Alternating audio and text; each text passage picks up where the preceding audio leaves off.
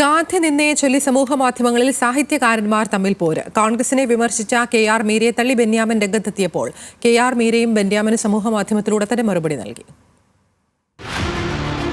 ബെന്യാമിന്റെ വിവരമില്ലായ്മയെക്കുറിച്ച് തനിക്കും ധാരാളം പറയാനുണ്ടെന്ന് പറഞ്ഞ ഫേസ്ബുക്കിലൂടെയായിരുന്നു കെ.ആർ. മീരയുടെ മറുപടി. തന്നെ സംഘപരിവാറായി അവതരിപ്പിക്കാനുള്ള ബെന്യാമിന്റെ ശ്രമം സംഘപരിവാറിനെ സഹായിക്കാനുള്ള പദ്ധതി മാത്രമാണെന്നും മീര കുറിച്ചു. അന്നും ഇന്നും തന്റെ നിലപാടുകളിൽ നിന്ന് താൻ അണുവിട മാറിയിട്ടില്ലെന്നും കെ.ആർ. മീര പറഞ്ഞു.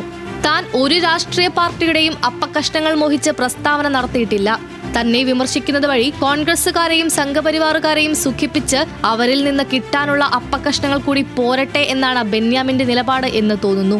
താനാണ് മഹാപണ്ഡിതൻ, താനാണ് മഹാമാന്യൻ, താനാണ് സദാചാരത്തിന്റെ കാവലാൾ എന്നൊക്കെ മേനി നടിക്കുന്നത് കൊള്ളാമെന്നും കെ.ആർ. മീര ഫേസ്ബുക്കിൽ കുറിച്ചു. മീററ്റിൽ ഗോഡ്സെയെ ആദരിച്ച ഹിന്ദു മഹാസഭയുടെ പത്രവാർത്ത പങ്കുവച്ചുകൊണ്ട് കെ.ആർ. മീര ഫേസ്ബുക്കിൽ എഴുതിയ കുറിപ്പ് ശുദ്ധ അസംബന്ധമെന്നായിരുന്നു ബെന്യാമിൻ അഭിപ്രായപ്പെട്ടത്.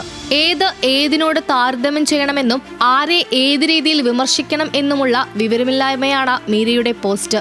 അത് ഗുണം ചെയ്യുന്നത് സംഘപരിവാറിനാണെന്ന് അറിയാതെയല്ലെന്നും അറിഞ്ഞുകൊണ്ട് എഴുതുന്നതാണ് അപകടമെന്നും ബെന്യാമിൻ ഫേസ്ബുക്കിൽ കുറിച്ചിരുന്നു. ഫിക്ഷൻ എഴുതാൻ നിങ്ങൾക്ക് നല്ല കഴിവുണ്ട്, ഈ പോസ്റ്റിലും അത് കാണാൻ കഴിയുന്നു എന്നാണ് മീരയുടെ കുറിപ്പിന് താഴെ ടി സിദ്ദിഖ് MLA കമന്റിട്ടത്. സംഖ്യകളോ അവർക്ക് വേണ്ടി കുഴലൂത്ത് നടത്തുന്ന മലയാളത്തിലെ പിണറായിസ്റ്റ് എഴുത്തുജീവികളോ എന്തുതന്നെ അധിക്ഷേപിച്ചാലും എത്ര തന്നെ ആക്രമിച്ചാലും മഹാത്മാഗാന്ധി പ്രസിഡന്റായിരുന്ന ഇന്റർനാഷണൽ കോൺഗ്രസ് പ്രസ്ഥാനം ഇവിടെ തന്നെ ഉണ്ടാകുമെന്ന് VT ബൽറാം കുറിച്ചു. News desk, news Malayalam.